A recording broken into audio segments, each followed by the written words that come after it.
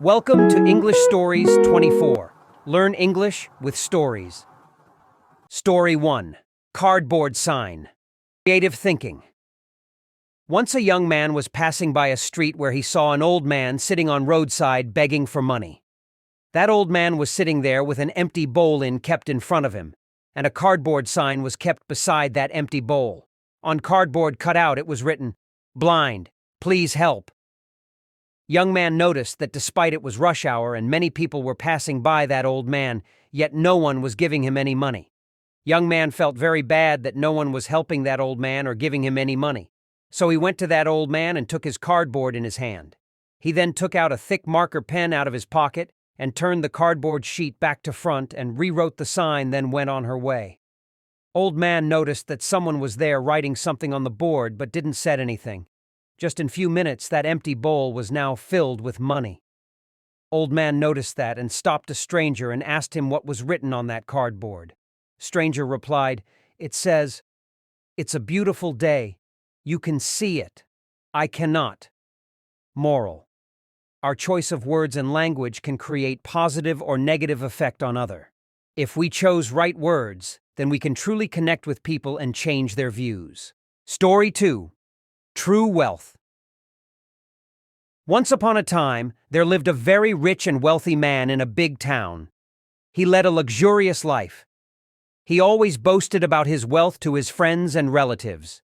His son was studying in a distant city, and he returned home for vacation. The rich man wanted to show off to his son how rich he was. But his son wasn't fond of any luxurious lifestyle. However, the rich man wanted to make his son realize that his lifestyle was extremely rich and that poor people suffered a lot.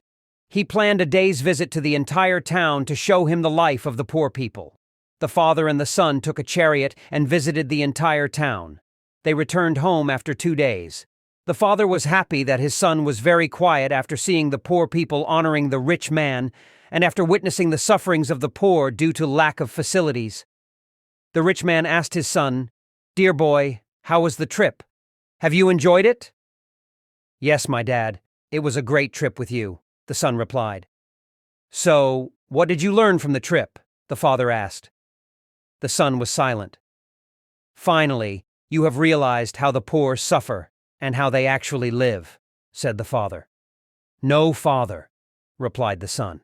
He added, "We have only 2 dogs, they have 10 dogs. We have a big pool in our garden, but they have a massive bay without any end. We have luxurious and expensive lights imported from various countries, but they have countless stars lighting their nights. We have a house on a small piece of land, but they have abundant fields that go beyond the horizon. We are protected by huge and strong walls around our property, but they bond with each other and surround themselves with their fellow beings. We have to buy food from them, but they are so rich that they can cultivate their own food." The rich father was stunned and speechless on hearing his son's words. Finally, the son added, "Dad, thank you so much for showing me who is rich and who is poor. Thank you for letting me understand how poor we really are. True wealth is not measured by money and property. True wealth is created in good friendships and compassionate relationships.